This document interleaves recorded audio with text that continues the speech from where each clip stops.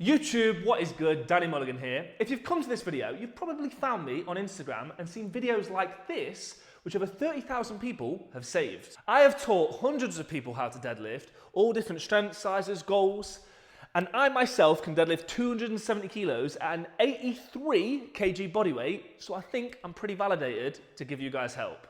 We're going to talk about what technique to use, how I program the deadlift, and also at the end, I'm going to talk about my top tips with my clients and myself. With technique, we're going to talk about bracing, taking the slack out of the bar, and also technical variations from lifter to lifter. Before moving forward, we're going to talk about the start position. The bar wants to be in the middle of the foot from heel to toe. The exact position might vary an inch or two, but because we touch on it so much throughout the video, you'll know where you stand. The two tips I use is number one, have the belt on loosely. This will encourage mentally something to push into. And then if you had anything like a childhood like mine, you'd have spent a lot of it doing things like this, making yourself look pregnant. It's those same mechanics with just more intent. And every single set that you do, you want to work at it so it becomes stronger and stronger and stronger. One other thing I've seen online is people to lie flat and have them try and control their breathing with their belly. We call this diaphragmatic breathing. Why I'm so bullish on using a belt is it gives you a wall to push into, which means it will give you an increased intra-abdominal pressure. Think of your stomach like a balloon that we can blow up, but when we're using a belt, it's like having your stomach as a car tire, because the belt thickens the walls so we can drive more pressure in. Another popular analogy online is think of like a full soda can unopened. When it's under pressure, it can withstand much more force, but the moment it's open, not under pressure, it's nowhere near as strong. Taking the slack is doing exactly what it says on the tin. Until you take the slack, you can't then pull the weight. An analogy I like to use is, do you remember when you were learning to drive and you'd have the handbrake on, you'd lift the clutch slowly, apply a little bit of gas, and as soon as you felt like the car was going to move, you'd then release the handbrake and then you would go. Finding the biting point is kind of like taking the slack. If you've got this far, you've obviously found it helpful. So before I continue, why don't you smash that subscribe button? And also, if you don't really want to learn this and you just prefer me to be your coach, well, all the relevant links for that and also how you find my programming on my website will be below. For programming, if you use code Coachmulligan, that will give you 10% off at the checkout. My favorite thing to think about is what's going on with my hips. There wants to be so much torque with the hips pulling towards the bar at the start and throughout. The key word throughout, meaning non-stop, continuous, constant torque. Like a magnet, pulling your hips towards the bar. Lifters that do this well, the moment the bar gets past the knee, the hips usually snap. That's because there's constant torque downward with the hips. I'm thinking about this so much at the start of the lift that when the weight's light enough like this, the bar actually starts to lift off the floor before I even gauge the pull. Using the cue, pull your hips towards the bar at the start and throughout will help suggest whether or not your start position is correct or not, because you'll actually feel the tension in your hips. When you start too low, even with the best intention in the world, because there's no slack, what happens when you lift, you suddenly get the load of the bar. When you start with your hips too high, yeah, you've created the tension, but there's almost no downward torque, meaning that it's all in the back and there's no help from the legs. Which means you turn this push-pull exercise, because that's what it is, into just a pull exercise. Another tool I like to use is think of the deadlift like a seesaw. If your feet make the center of the seesaw and one side of the seesaw pulling and the other side of the seesaw pushing, you need to be pushing just as much as you're pulling. In my experience, people that struggle to take the slack out the bar can't get their start position right to begin with, and also have no clue how to create that tension in the hips that we've talked so much about. So I often say to those people when learning, focus more on the push part. So there seems to be a huge grey area when it comes to spine position, with some coaches saying that flexion, super bad, as much flexion as you want, and other coaches encouraging a really straight, extended back. I've had lifters adopt different postures with varying degrees of either neutral or flexion, but I don't advise during the deadlift heavy amounts of extension. I also don't like large amounts of flexion in the lumbar spine because that means the legs aren't helping out a lot, and it also means you're not taking the slack very well. Think of technique as like funneling the lifter in the right direction. It's not about perfect technique, and never be bound by that. It's about getting the most ideal technique for that lifter at that particular stage in their career. The only cues that I'm particularly bullish about are a stiff trunk and a good slack pull, but I'm not totally bound by that, but especially when someone's learning, they need to focus on those things. That being said, what connotates good technique in my eyes is something that's replicable and predictable every single time that we do it. That means there's a good understanding of how we're executing it every single time, so every rep and set that we do looks the same. Look at all these lifters, all different shapes and sizes and all different strengths, but all of them pretty elite in deadlifting. Even though we've spent the last 10 minutes talking about technique, to be a successful heavy deadlifter, the most important thing is in your programming. Before going forward, I'm going to explain RPE and RIR. If you do already know this, I'm going to timestamp every single chapter so you can skip along. And for those who have never heard RPE, RIR, or don't know what I'm talking about, then you probably want to visit the link below. But I'm just going to quickly explain it as fast as possible. Both are trying to be a perceived measure of intensity of any given set. RPE means rate of perceived exertion. Basically, how hard do you perceive yourself to be working? And RIR means reps in reserve. So when you finish a set and you come to the end of it, how many more reps did you leave in reserve before stopping? So a 10 RPE is failure, meaning you couldn't manage another rep, and that's the equivalent to a 0 RIR, 0 reps in reserve. And if this doesn't make any sense to you, there's a full video below explaining both in detail exactly what they are. Most of your programming should be spent at least an RP 5 plus or an RIR 6 or less. Any sets easier than this are less of a concern because they cause so little fatigue, they don't really need managing.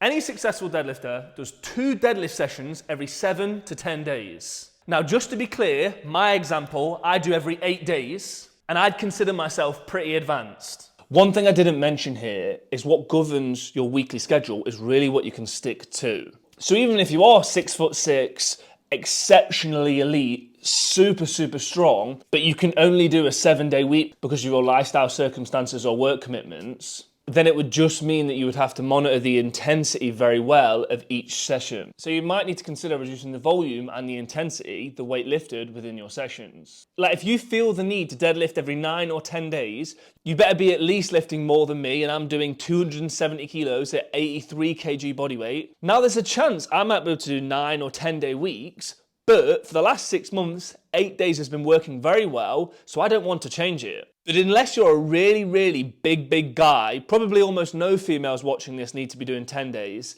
but unless you're a really big guy watching this, then you really shouldn't be doing 9 or 10 days. And by big guy, I mean way over 6 foot and way over 100 kilos in body weight. Now, I'm also very certain, for everybody watching this, that 7 to 8 days is probably pretty appropriate for most of the audience. Now, sumo deadlifters are definitely an exception to this. They could probably tolerate more sessions each week. Other smaller exceptions are if you can't manage fatigue very well, you're in a dieting phase, all of those will affect frequency and volume that you can tolerate. In your main session, you want to do between 3 and 5 heavy sets. That wants to be a 6 to 10 RPE. And I know that gives you a lot of scope, but the heavier, more advanced lifters might do 1 set near that top end and then do quite a few back off sets. A more beginner lightweight lifter might do more like 5 sets at quite that top end because they can get away with it and tolerate more volume. Whereas the heavier, more advanced lifter might only be able to do 1 set with several back off sets. And I'll touch more on this when I talk about my personal example. On your secondary lighter day, it's between 2 to 4 sets.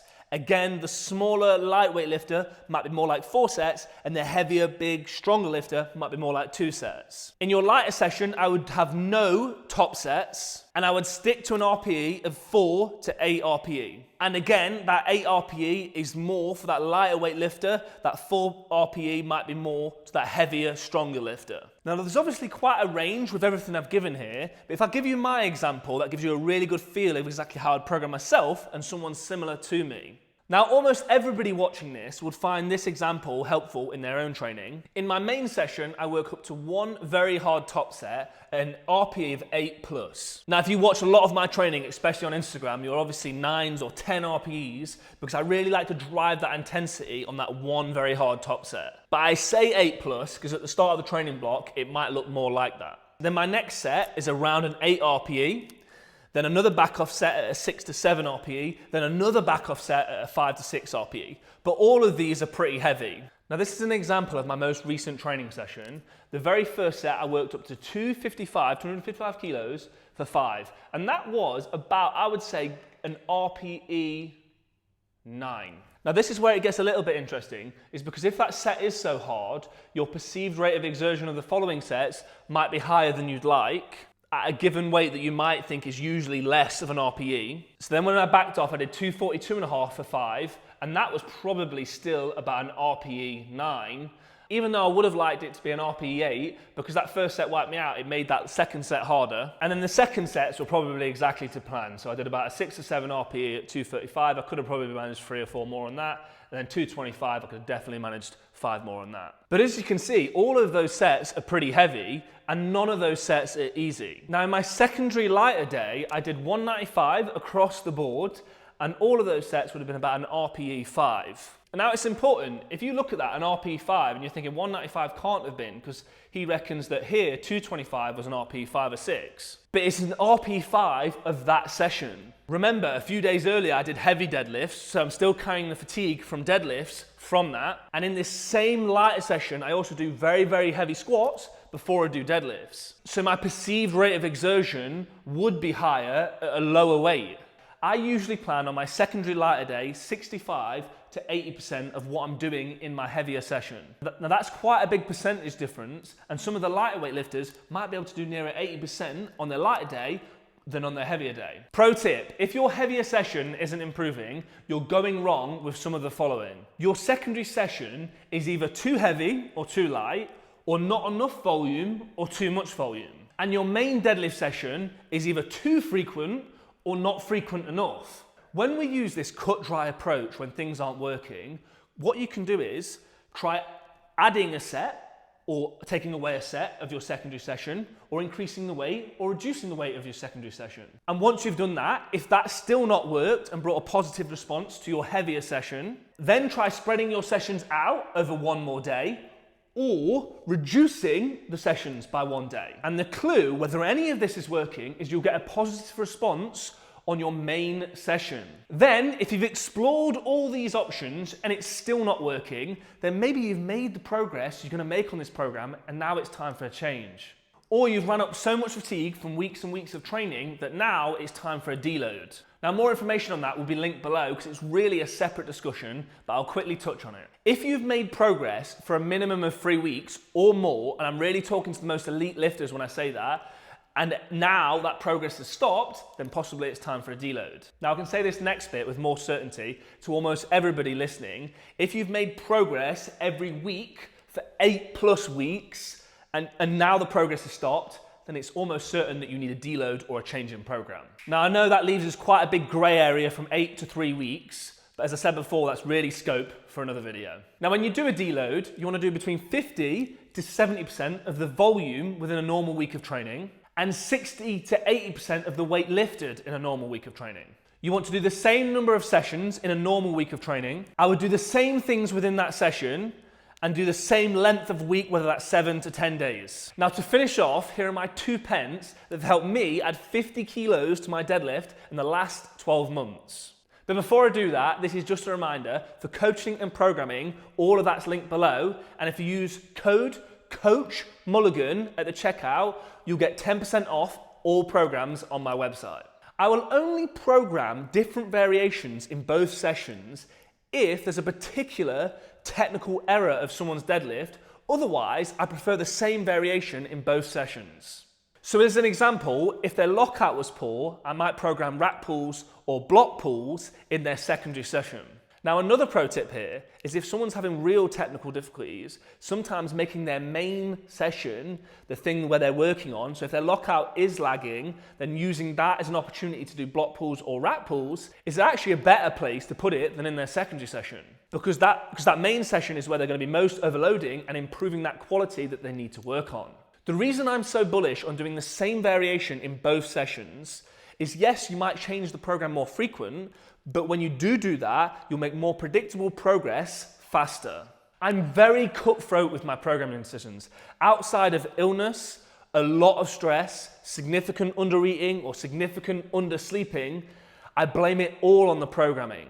And even if stress is really high, my recovery is really bad, my sleep's poor, the program can adapt around it. Like if my sleep was not ideal, I could add an extra rest day within that week. I use my lighter session as an opportunity to practice anything that I'm not happy with.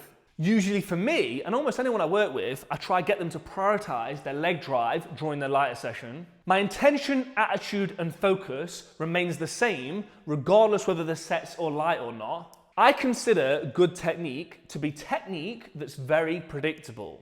If you've got this far in the video, thank you very much for watching. If you follow the tips and tools within this video, it will blow your deadlift up. These tools are the exact tools I've used to add 50 kilos to my deadlift, and I've used with hundreds of clients. And if you're not already following me on Instagram, search Coachmulligan. I release helpful daily content every single day and never miss. And anything that didn't make sense to you, or if you've got any questions, comment below and I will get back to them. And subscribe for future videos. And until next time, peace.